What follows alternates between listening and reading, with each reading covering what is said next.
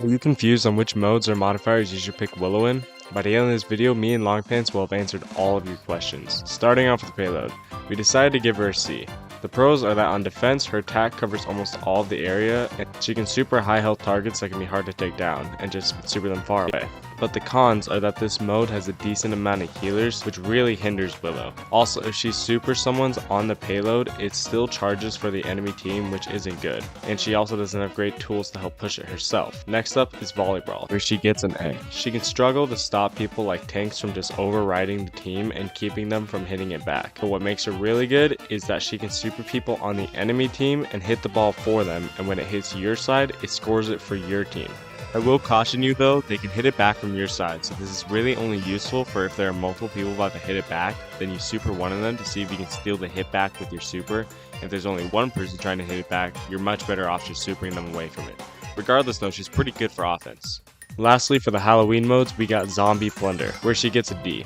She's alright for defense, but only really if she has her super, and the super can't let her use the other team to steal the zombie head, which is a total bummer. Besides that, there are too many assassins to keep up with in this mode. Next, we have Wipeout. Here we also decided to give her a C because since her super is going to be harder to hit because most of the maps are open and she doesn't have a lot of range.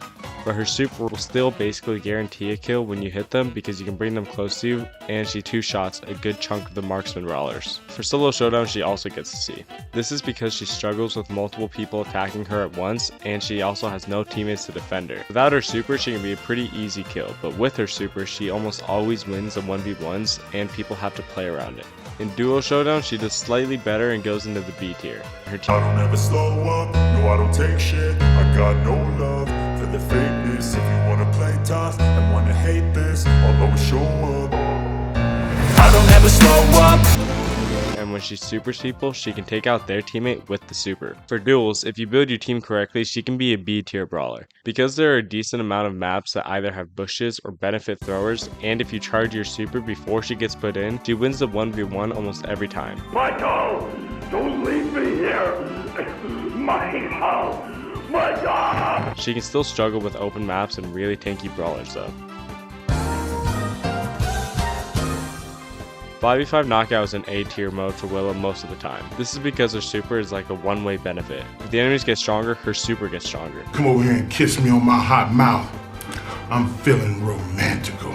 And her super is one of the only ones to counter a 4-power enemy by putting them into the smoke. And if you get stronger, you can most likely just 2-tap them anyways, so she can kind of negate the drawbacks of the power system with her super. The only problem is she can rely kind of heavily on her super. 5v5 Brawl Ball will give her her first S tier.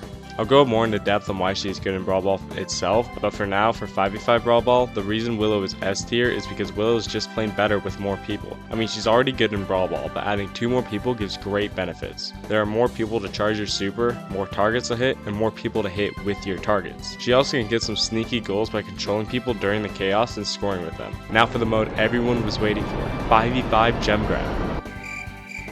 Oh brother, this guy stinks! Nah, I'm just kidding. No one actually plays this garbage mode. Let's move on. Now for Brawl Ball. This is where most of the tricks with her super happen. She can stop someone from scoring after they already shot the ball. She can score with somebody. She can just plain take someone out of the equation and make it a 3v2 for 4 seconds. There are many tanks which will charge her super, and some, like Frank, can have their super easily stolen to team wipe. This is definitely by far her best mode, and for this she gets an S tier in Brawl Ball. In Hot Zone, she scores herself a C.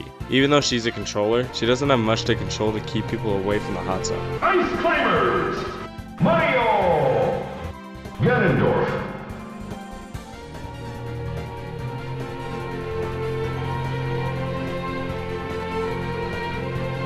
On parallel play, she can do pretty well because the invincible walls allowed her to play around them and basically always be able to auto-aim her attack on anyone closing in on the zone. But the problem is that the poison will let the enemies get some percent while they are about to die. And when she supers people, they still charge the zone for their team. In Knockout, she gets a B. This is because she can kind of rely on her super and can struggle to get it in this passive mode, especially with all the long range brawlers. But what's good is that she's one of the better throwers against assassins, and if she waits for the smoke, she becomes much better. I think we all know where this is going, so let's just skip to the end. She receives a D in Bounty though. Bounty is filled with much more open maps and long range brawlers. Consequently, there's much more long range safe poking because of this, so she'll struggle to get hit in the majority of the time. And even when she gets her super, the problem arises again of getting close enough to hit it. In Gen Grab though, she gets a B. The map pool kind of favors mid to close range interactions, which favors Willow a bit more. She's also not a half bad gem carrier since she can go up to collect the gems, forcing the enemies to get closer to her, and then when she has her super, she can use it to give herself a 50% shield and use somebody to body block for her.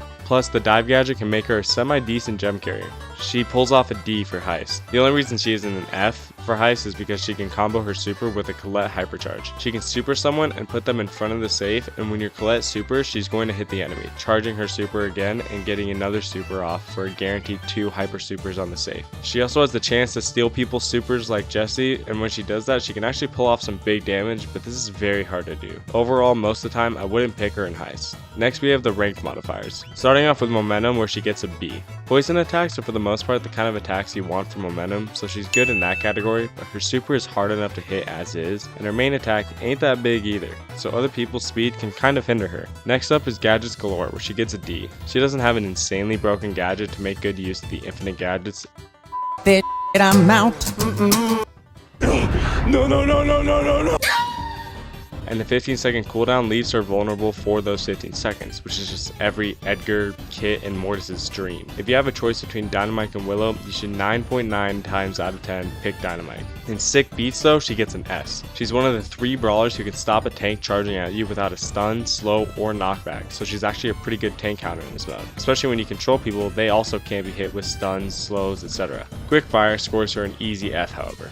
I'm 99% sure all throwers do not work with quickfire, so she gets 0 benefit from this mode. Well, technically, she can control the enemy's best brawler for the mode, but that's too niche for the hard downside. In Super Bushy, we decided to give her an A. Her poison attack can budget scan people in bushes, and Willow's just kind of better in close range interactions. Stealing people's super becomes miles easier, you can hit people with a few attacks and then dive. She just has a lot better close range than almost all of the other throwers. Gotta go fast, she gets a B. She does slightly better than the others because with her super she has a lot of one tricks that people won't fall for twice. This could be supering someone and scoring when they didn't think you were close, or supering someone in a storm. I think it makes her better in Brawl Ball and Knockout, but the others stay essentially the same for her. Big Friend is another F for her. She doesn't have a ton of health for her teammates, and she can struggle to kill very high health opponents already. Scramble like an egg before you get folded like an omelet, nigga.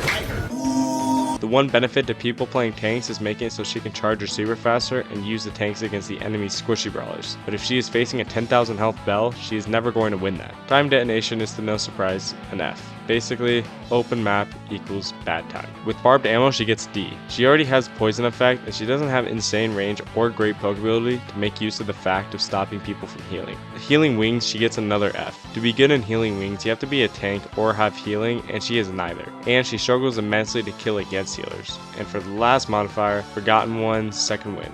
She scores an A because you can set yourself up to super the people once they respawn, and you can use the full immune shield duration in your super against the enemies. Since she's basically the only brawler that can do that, she's pretty good. I want to say thank you to those who helped out this video and you for watching it, and make sure to make today a great day.